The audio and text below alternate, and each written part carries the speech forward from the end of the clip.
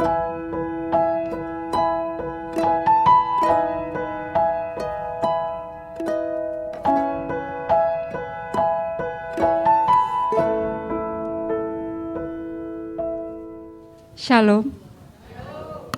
Selamat pagi Ibu-ibu juga Bapak. Terima kasih untuk kesempatan yang diberikan pada saya. Jujur ini pertama kali pengalaman saya memberikan kesaksian. Baru pertama kali. Jadi jujur saya sangat berdebar-debar. Saya demam panggung.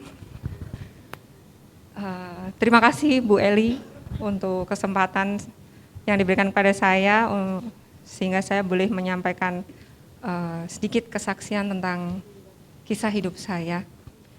Saya menikah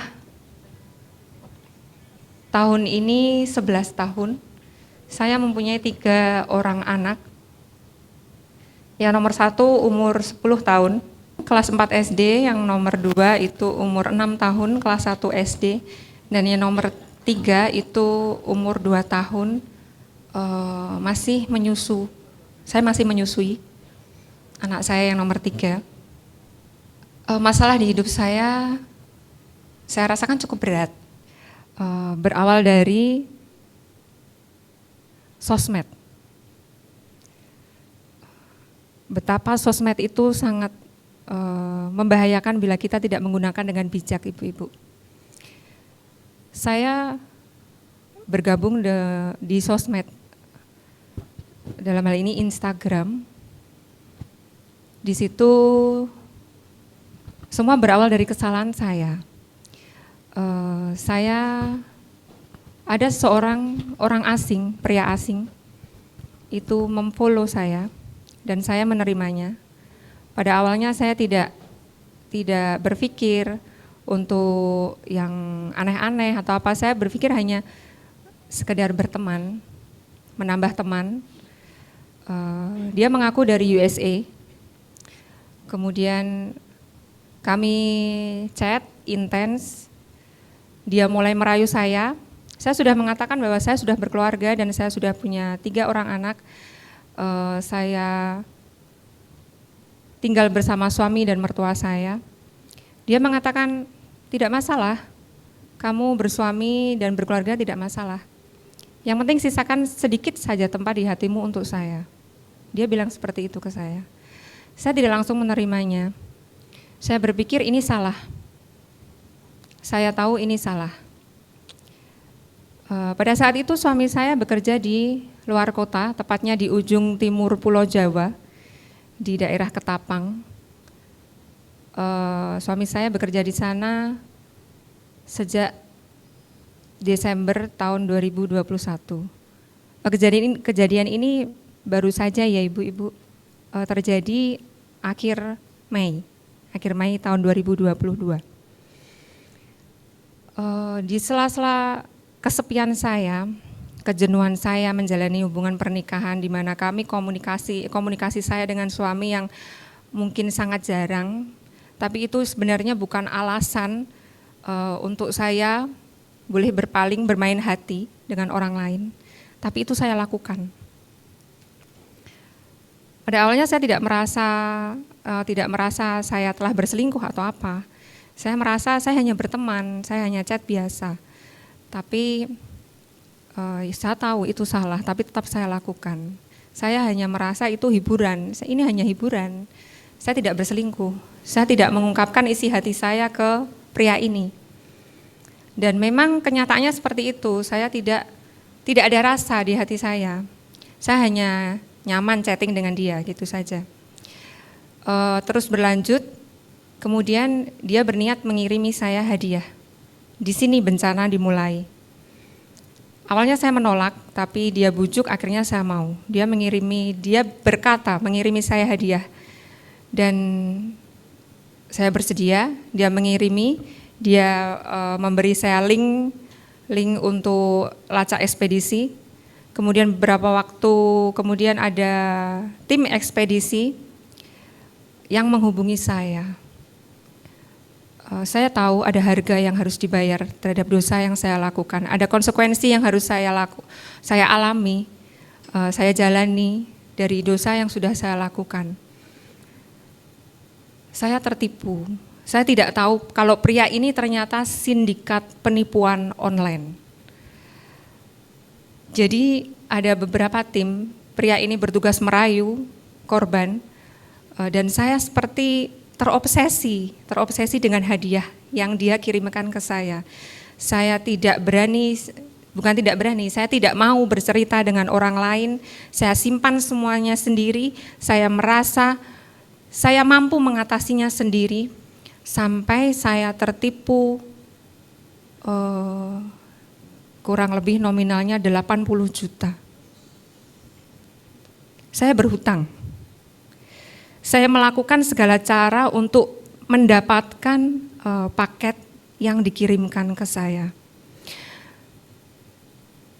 Saya berhutang ke bank dan diberi kelancaran 1 hari pinjaman saya cair. Saya berpikir, oh ini jalan Tuhan. Tapi saya tidak menyadari bahwa ini adalah jalan iblis. Kemudian dari pihak ekspedisi mengatakan bahwa paket saya itu ditahan di bea cukai, dan di sana harus dibuka, ternyata ditemukan sejumlah uang dalam bentuk dolar sebesar 2,9 miliar, mengakunya seperti itu. Dan saya harus membayar pajak sebesar 211 juta. Kalau tidak saya akan dipidanakan karena itu terlibat pencucian uang. Saya takut, saya panik, saya galau, saya menghalalkan segala cara sampai saya menghubungi pinjaman online. Sampai di sini saya nggak berani cerita ke siapa-siapa. Saya stres, saya nggak pernah bisa tidur, saya nggak pernah bisa makan. Dalam waktu 3 minggu saya kehilangan 11 kilo berat badan saya. Tidak berhenti di situ, saya menghubungi pinjaman online, saya mengajukan pinjaman sebesar 250 juta, dan saya nggak bisa berpikir lagi, saya hanya terobsesi bagaimana mendapatkan paket itu. Karena si pria ini berkata, nanti kamu bisa membayar semua pinjaman yang kamu lakukan dengan uang yang ada di paket itu. Dan saya nggak ngerti, saya seperti terhipnotis dan terobsesi dengan paket itu. Kemudian Tuhan masih baik sama saya, pinjaman online tidak cair walaupun saya kembali tertipu. Dari pihak pinjaman online meminta jaminan, saya harus mentransfer sejumlah uang karena jumlah pinjaman yang saya ajukan sangat besar, 250 juta. Saya diminta mentransfer sejumlah uang, kurang lebih totalnya yang saya transfer itu, sudah saya transfer ibu-ibu sebesar 11 juta. Uang saya habis, saya nggak punya tabungan lagi, saya masih menanggung hutang 80 juta. Saya bingung, pinjaman saya tidak cair, saya malah kembali tertipu. Kemudian saya konsultasi dengan pengacara. Di sini saya masih mengandalkan diri saya sendiri dan saya tidak berdoa.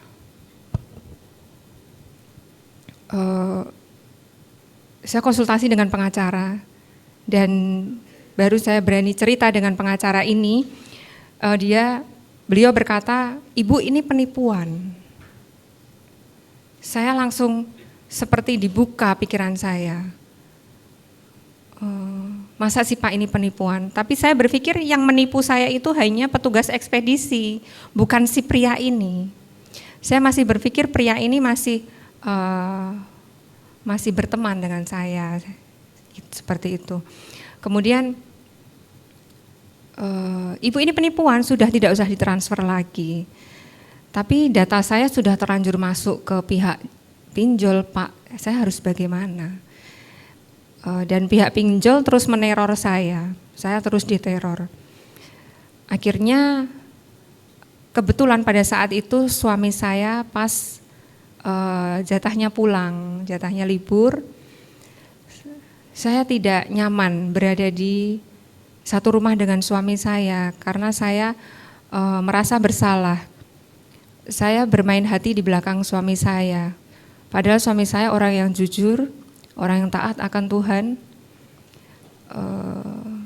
Dan pada saat itu hubungan kami sedang baik-baik saja, walaupun saya merasa hubungan kami flat. Sempat saya mempertanyakan apakah saya masih mencintai suami saya atau tidak. Pertanyaan itu sempat hadir di pikiran saya. Kemudian suami saya ada di rumah dan saya masih chat intens dengan pria ini tanpa sepengetahuan suami saya. Akhirnya saya tidak sejahtera, saya nggak nyaman.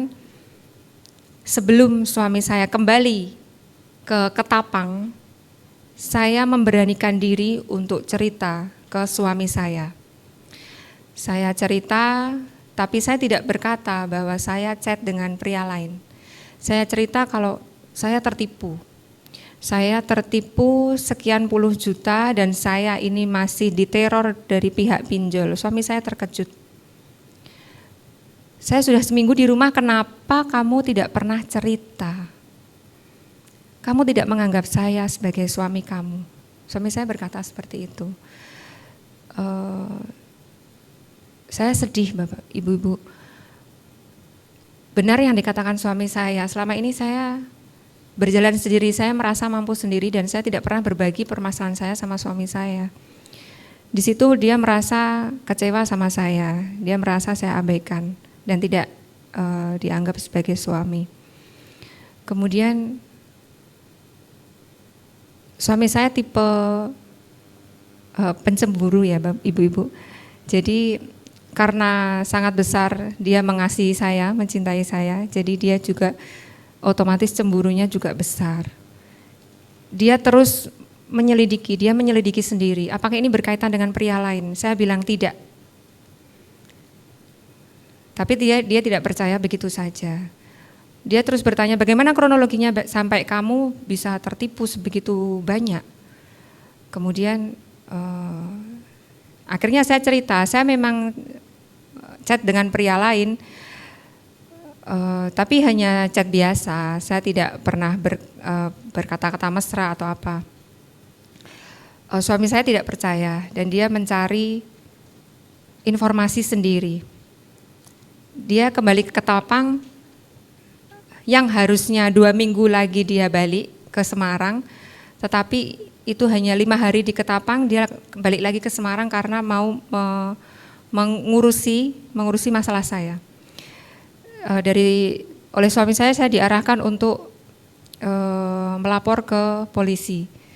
Saya melapor ke polisi, dibantu tetangga saya melapor ke bagian Krimsus Cyber. Di sana saya membuat laporan dan polisi mengatakan ibu ini penipuan, nomornya tidak bisa dilacak dan itu nomor sementara, itu nomor virtual, jadi tidak ada pemiliknya. Saya tidak berharap uang saya kembali Pak, tapi saya hanya ingin saya dan keluarga saya aman karena pihak pinjol itu terus meneror saya. Lalu setelah itu suami saya menyelidiki dan di sini bencana keluarga saya dimulai. Suami saya menyelidiki dan mengetahui semua isi chatting saya dengan pria ini yang sebenarnya sudah saya hapus, tapi dia punya rekan-rekan yang bagian IT. Suami saya mengetahui semuanya tanpa saya cerita. Dan dia kecewa, tidak hanya kepada saya, tapi dia juga kecewa kepada Tuhan. Dia menghujat Tuhan saat itu juga. Itu yang membuat saya sangat terluka. Saya yang salah, kenapa Tuhan yang dihujat?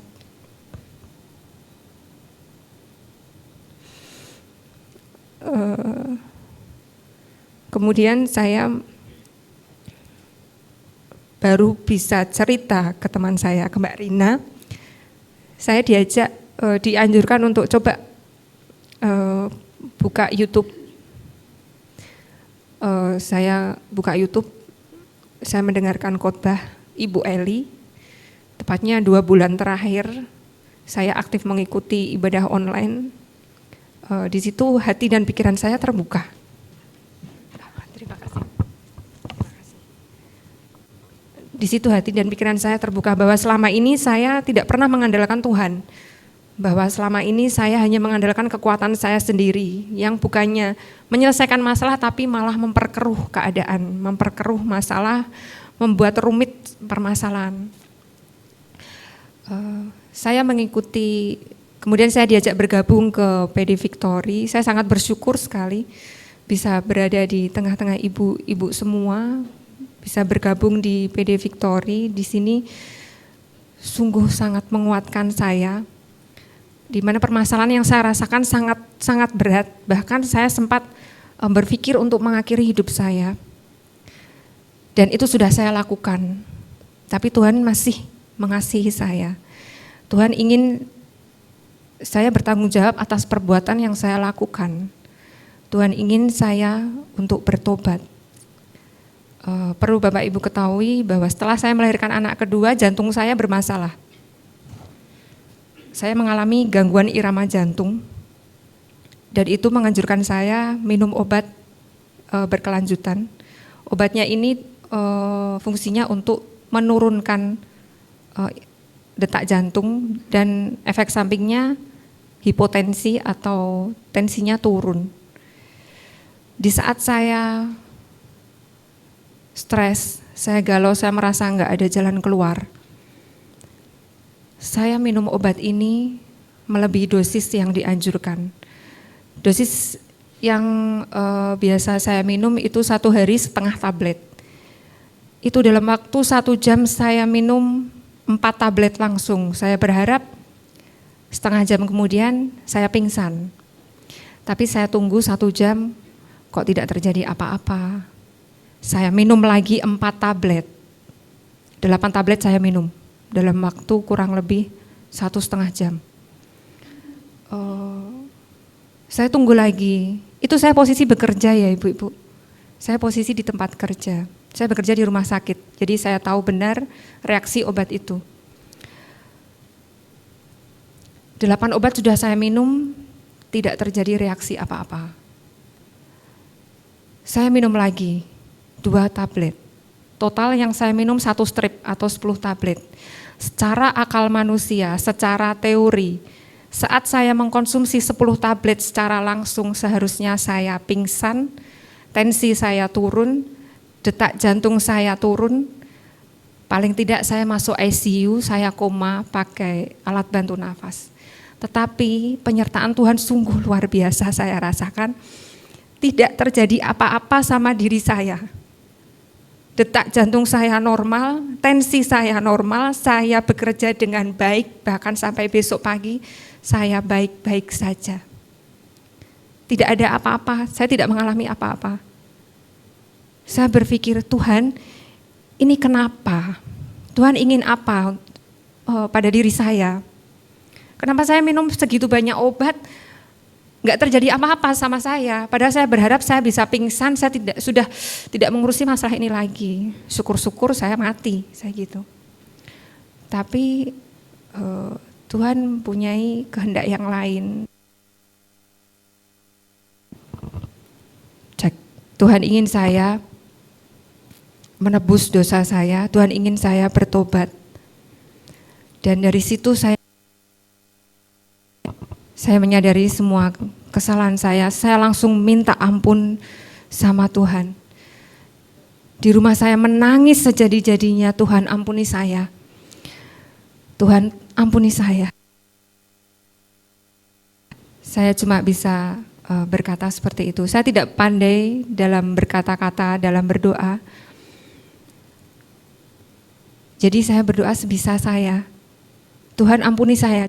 Setelah saya minta ampun sama Tuhan, rasanya lega. Beban saya seperti terangkat.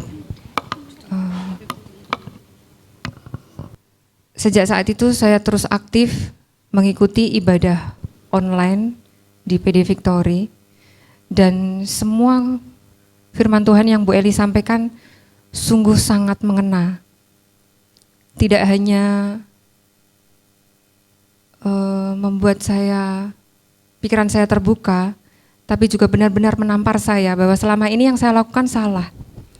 Bahwa selama ini saya hanya mengandalkan kekuatan saya, tanpa saya berpikir ada Tuhan yang besar, yang lebih besar dari masalah saya. Di sini suami saya dijadikan alat Tuhan untuk terus memproses saya sampai sekarang. Masalah saya memang sudah selesai, hutang saya sudah dibayar sama suami saya dengan menjual mobil kami. Tapi sikap suami saya berubah. Suami saya kecewa, dia tidak pernah lagi mau ke gereja, dia tidak pernah lagi mau berdoa. Dia kecewa tidak hanya saya, dia kecewa sama Tuhan. Itu yang paling saya sesalkan. Karena suami saya seperti ini. Saya terus berdoa memohon ampun sama Tuhan, tidak hanya untuk diri saya tapi juga untuk suami saya. Setiap hari saya dicaci, saya dimaki sama suami saya. Semua kebun binatang keluar, ditujukan ke saya. Maaf nanti kalau kata-kata saya kurang pantas. Suami saya menyebut saya pelacur. Suami saya menyebut saya, maaf, anjing. Suami saya menyebut saya open BO ke pelanggan-pelanggan. Dan tidak hanya kekerasan verbal yang saya alami, tapi juga kekerasan fisik. Suatu kali saat suami saya pulang, dia seperti kesetanan. Saya dijambak, saya dipukul. Bahkan saat saya menyusui anak saya diinjak-injak.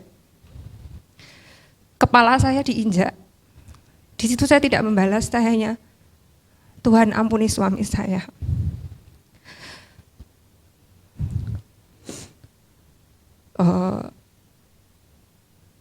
Dia memukuli saya sambil berkata, kenapa kamu selingkuh dari saya? Kenapa kamu mengkhianati saya? Kenapa kamu selingkuh dari saya? Itu yang dia katakan. Tuhan ampuni suami saya.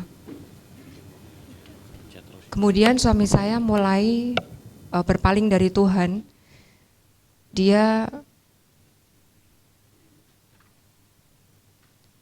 Saya tidak tahu pergaulannya dia di Ketapang seperti apa. Saya tidak tahu. Tapi yang saya tahu dia mulai menghubungi teman-teman wanitanya di masa lalu. Dia mulai membanding-bandingkan saya dengan teman-teman wanitanya. Dia mengatakan dia jijik sama saya. Dia mengatakan dia pria sial yang karena menikah dengan saya. Dia mengatakan dia menyesal menikahi saya. Saya terima itu semua. Saya tidak pernah membalas satu kata pun. Yang terakhir, dia mengatakan, teman wanitanya itu tipe dia. Bukan saya tipenya. Teman wanitanya itu tipenya dia, dan saya tidak bisa dibandingkan dengan teman wanitanya itu. Saya hanya berpikir, ya ini konsekuensi yang harus saya jalani dari dosa yang sudah saya perbuat. Saya menerima semuanya tanpa saya membalas. Saya ingat khotbah Ibu Eli yang bisu tuli buta. Saya terapkan itu semua. Saya memang sakit hati, tapi itu tidak membuat saya jatuh. Saya yakin, saya percaya Tuhan bersama saya saat ini. Dan saya sangat bersyukur penyertaan Tuhan luar biasa. Di saat saya berhari-hari tidak makan, di saat saya berhari-hari tidak bisa tidur, saya tidak sakit, ibu-ibu. Saya masih bisa menyusui anak saya juga tidak pingsan, saya masih bisa bekerja, saya masih bisa melakukan pekerjaan rumah dengan baik. Saya masih bisa antar jemput anak saya ke sekolah dengan baik. Padahal saya tidak pernah bisa makan. Saya tidak pernah bisa tidur. Secara akal manusia, harusnya saya sakit, saya pingsan. Tapi penyertaan Tuhan luar biasa. Dikala saya merasa saya sendiri, dikala saya merasa masalah saya paling berat, saya mendengarkan khotbah Ibu Eli dan itu menenangkan saya. Saya menyadari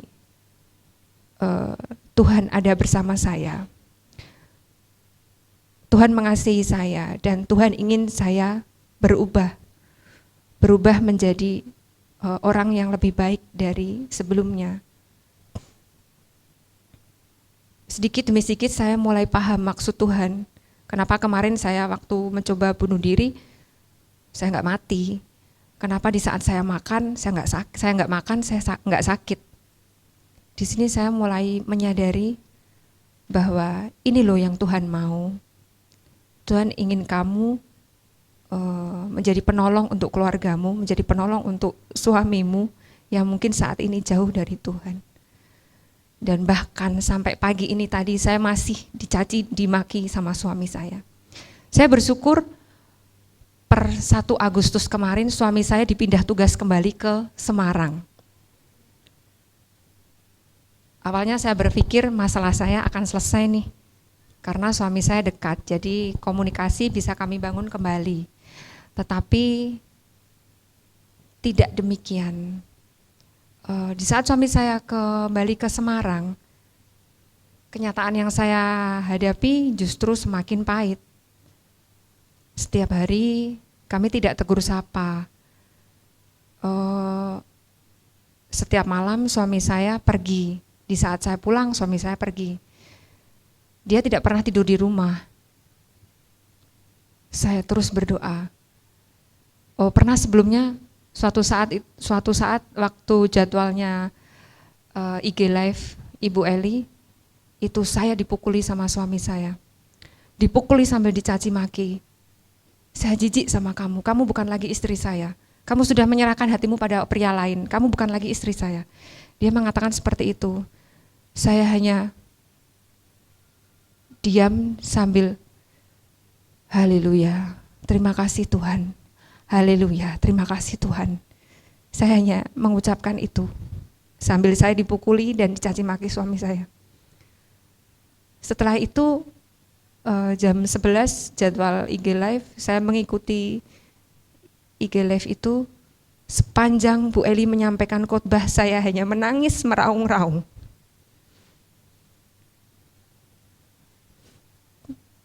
Saya tidak bisa berdoa, saya hanya menangis. Saya tidak tahu lagi harus berdoa seperti apa.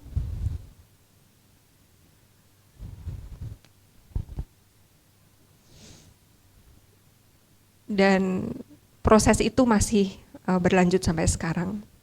Tapi saya sangat bersyukur karena penyertaan Tuhan yang luar biasa, saya bisa menjalani proses yang Tuhan izinkan terjadi dalam hidup saya dengan baik. Dan sungguh Bapak Ibu, penyertaan Tuhan luar biasa. Di saat kita menyerahkan semuanya kepada Tuhan, di saat kita melepaskan pengampunan, Tuhan akan pulihkan. Dan yang pertama kali dipulihkan adalah kita, bukan orang lain. Pertama kali yang dipulihkan adalah kita, walaupun masalah masih berlanjut, walaupun proses masih berlangsung, tapi kita menjalaninya dengan ringan. Beban yang awalnya berat di pundak jadi tidak terasa lagi. Walaupun masih ada saat-saat tertentu saya menangis, tapi menangis bukan karena masalah yang saya hadapi, tapi saya menangis karena saya bersyukur pada Tuhan bahwa Tuhan izinkan, Tuhan memilih saya untuk mengalami proses ini. Bahwa Tuhan sangat mengasihi saya sehingga saya diizinkan mengalami proses ini terjadi di hidup saya. Di saat saya melihat teman-teman saya, kok mereka rumah tangganya baik-baik saja ya. Kenapa saya harus mengalami ini? Ternyata saya baru menyadari bahwa tidak semua orang dipilih Tuhan untuk menjalani proses kehidupan seperti ini. Hanya orang-orang yang dipilih Tuhan yang diizinkan menjalani proses seperti ini. Dan saya sangat bersyukur saya menjadi salah satu orang yang dipilih Tuhan untuk menjalani proses kehidupan yang saya rasa sangat berat, tapi Tuhan menolong saya, Tuhan menyertai saya, Tuhan mengasihi saya, dan yang pasti juga Tuhan mengasihi Bapak Ibu semua. Demikian kisah masalah hidup saya, kesaksian saya berharap bisa menjadi berkat untuk ibu-ibu semua, dan pesan pribadi saya, hati-hati dalam bersosmed, bijak-bijaklah dalam bersosmed, jangan sampai sosmed menjerumuskan kita ke dalam dosa. Terima kasih, Tuhan memberkati. Amin.